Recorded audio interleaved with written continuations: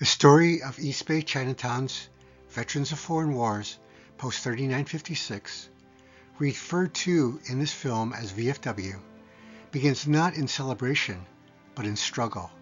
Chinese American veterans who fought bravely in World War II returned home to a country that still treated them as foreigners. For Chinese Americans, the fight for justice didn't end when the war did.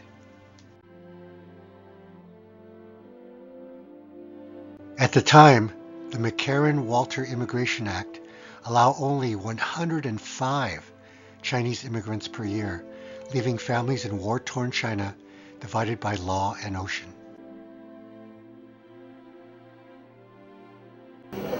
Our post have our most humble beginning on March 28, 1958, by a few charter members.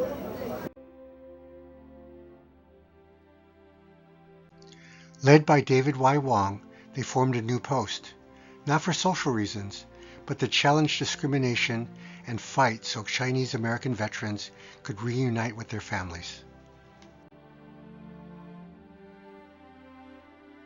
Determined to change that, Wong and the charter members, including Navy veteran Alfred Chan, pushed a resolution through the VFW convention. They framed it as an aid for veterans' dependents, knowing that anything labeled Chinese dependents would have never passed.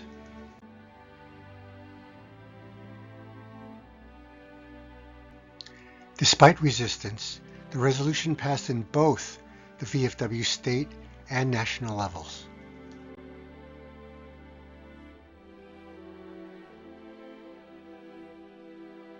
In 1959, President Dwight D. Eisenhower signed Public Law 86-363 into law, forever changing the Chinese immigration quota, a victory for veterans and families alike to reunite with loved ones in China.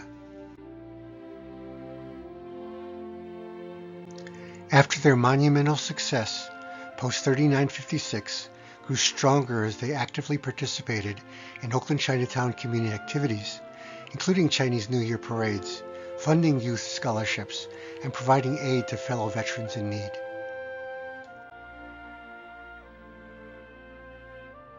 Membership of this post in allowing me for the honor and the privilege to serve as your 40th anniversary master ceremony. Thank you.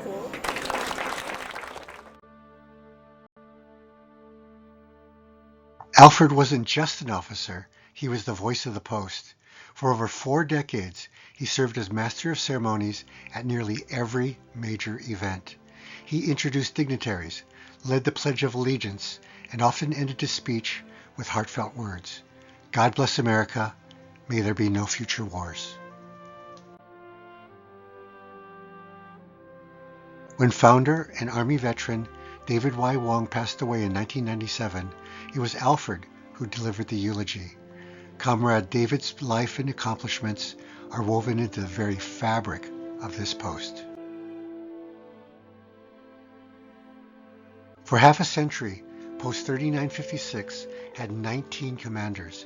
Virtually all were World War II or Korean War veterans, with Edward Yu the first to serve in Vietnam.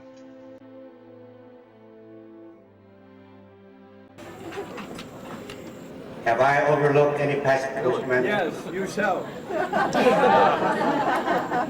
Last but not least, for the year of 1965 to 1966, you, the membership of this post, have bestowed this high honor of also electing me to be your past post commander, my wife May. Thank you.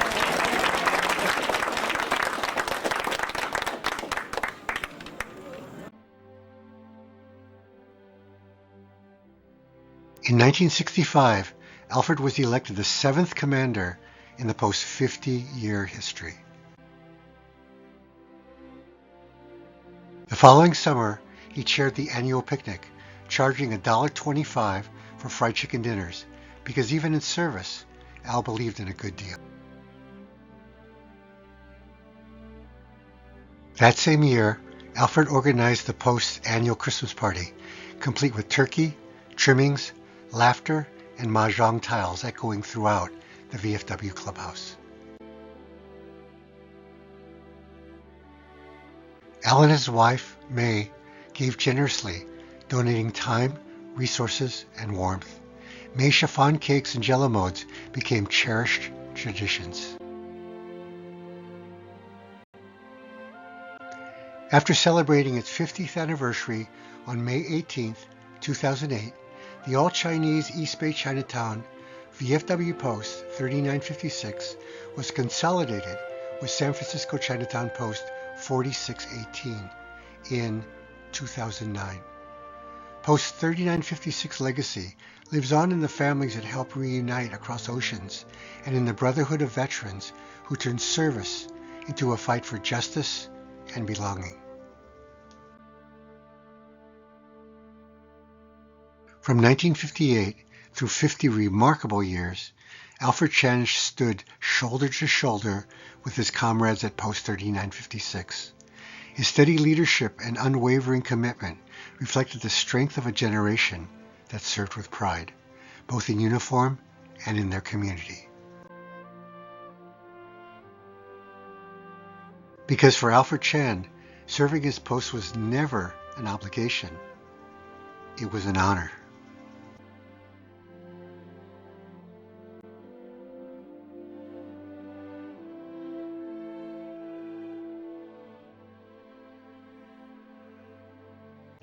This behind-the-scenes segment shows how and why this project came to life.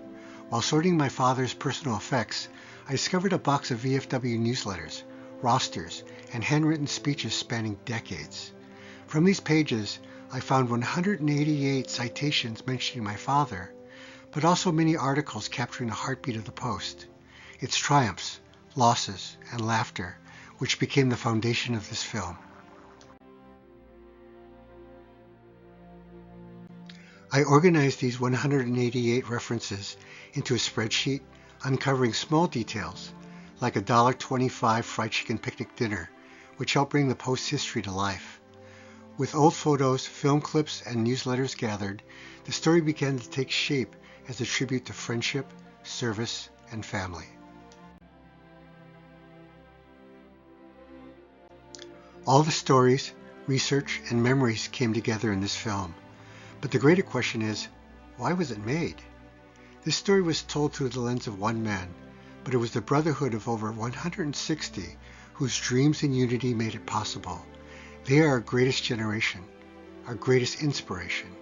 May their legacy endure so future generations remember they walk on the back of giants.